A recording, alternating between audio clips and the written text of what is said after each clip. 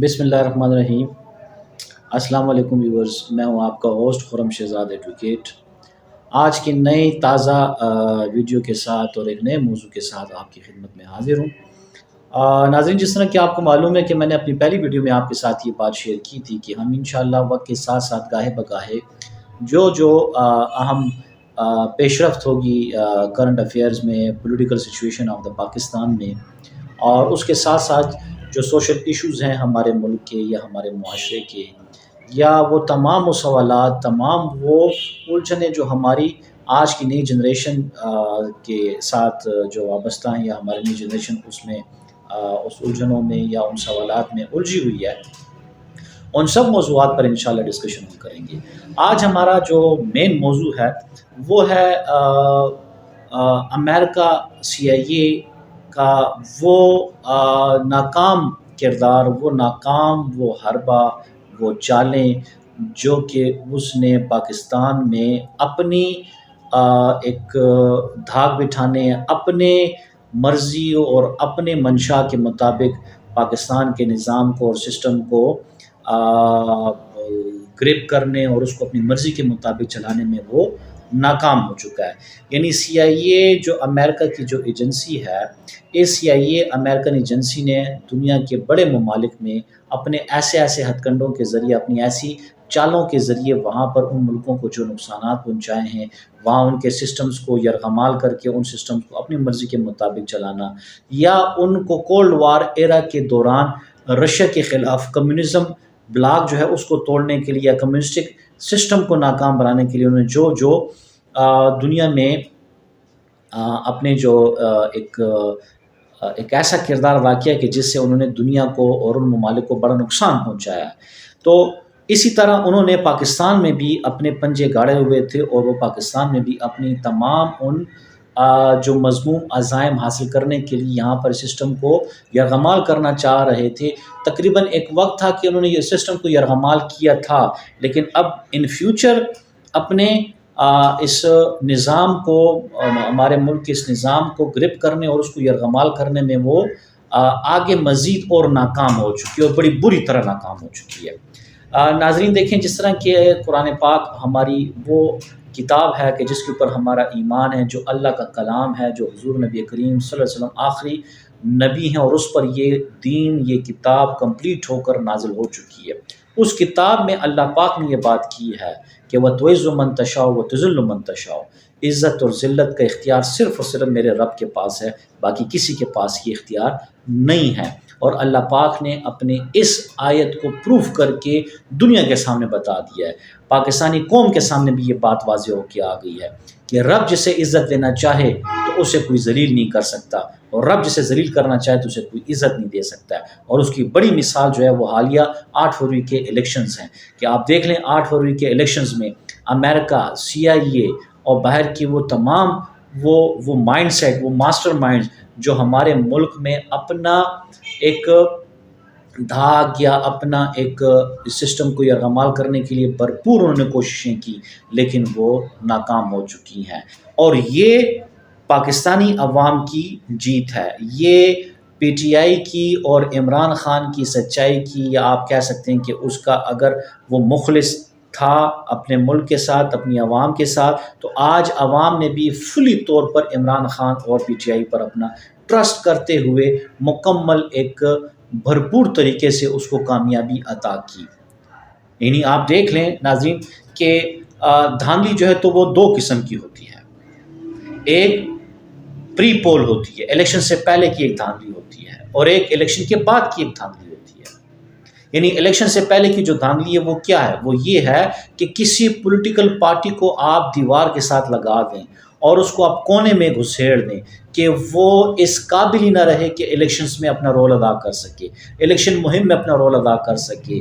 Banners, جلسے، جلوس یہ کر سکے، لوگوں تک اپنی آواز پہنچا سکے، لوگوں تک اپنا منشور پہنچا سکے۔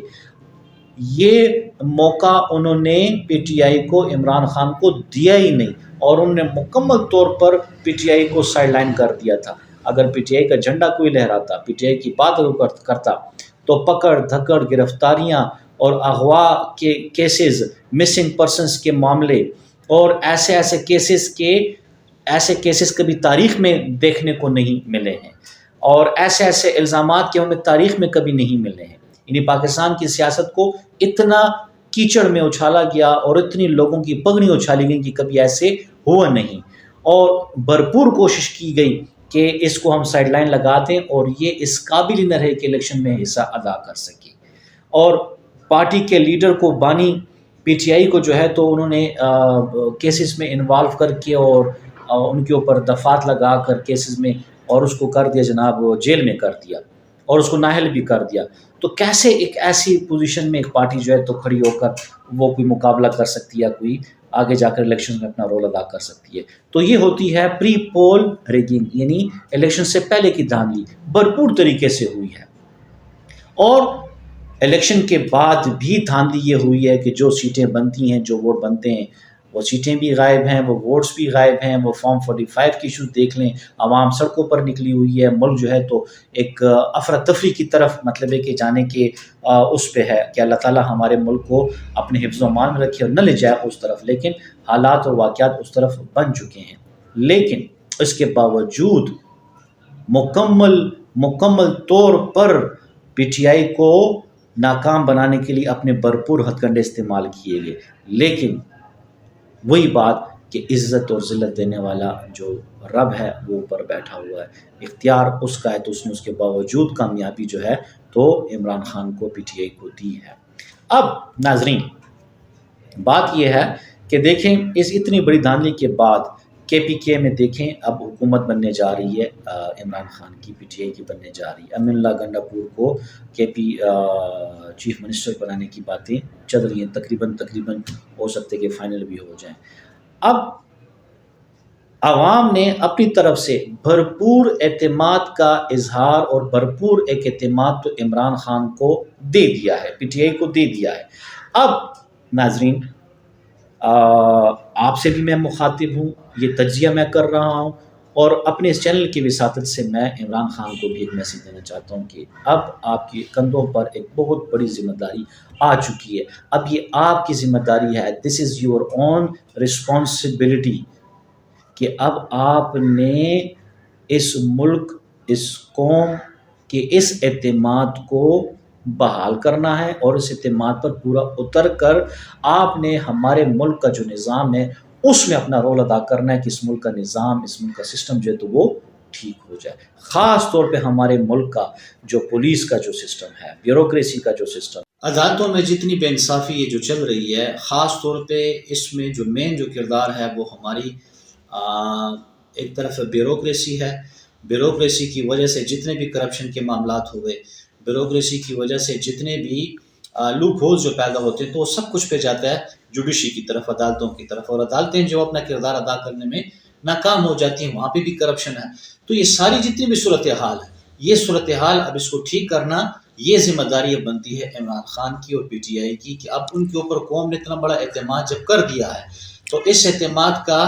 بھرپور جواب اور اس اعتماد کو اپنی جگہ پہ صحیح طور پر استعمال کرنے کی ذمہ داری اب ان کے کاندھوں پہ آ گئی ہے، کہ اب اس پورے سسٹم کو ٹھیک کرنا ہے، اس پورے سسٹم کی تطہیر کرنی ہے، اس کی ریکٹیفیکیشن کرنی ہے. تبھی جا کے عوام نے جو مینڈیٹ ان کو دیا ہے تو اس مینڈیٹ کا جو جواب ہے، جو رپلائی ہے، وہ اسی صورت میں پاسبل ہو سکتی ہے، تاکہ آئندہ ہمارے نظام میں، ہمارے سسٹم میں اس قسم کے واقعات نہ ہوں جو کہ پیچھے ماضی میں ہو چکے ہیں. تو لہٰذا اب ہم عوام تقاضا کرتے ہیں، اور میں بھی اپنی طرف سے پی ٹی آئی کو یہ ایک ایڈوائز کرنا چاہتا ہوں کہ پچھلی اپنی ماضی کی غلطیوں سے سیکھیں. خاص طور پہ کے پی میں آپ کی حکومت تھی، پنجاب میں آپ کی حکومت تھی، وہ پرفارمنس آپ لوگ شو نہیں کر سکے جس پرفارمنس کا آپ لوگوں سے امید کی جا رہی تھی. تو اب ان غلطیوں سے سیکھیں اور آگے جو ہے تو اپنے لیے اچھے پروگرام، اچھے سیٹ اپس اور اچھے پالیسیاں لے کر آئیں. اسی کے ساتھ آپ سے میں اجازت لوں گا. آپ کا ہوسٹ خرم شہزاد. السلام.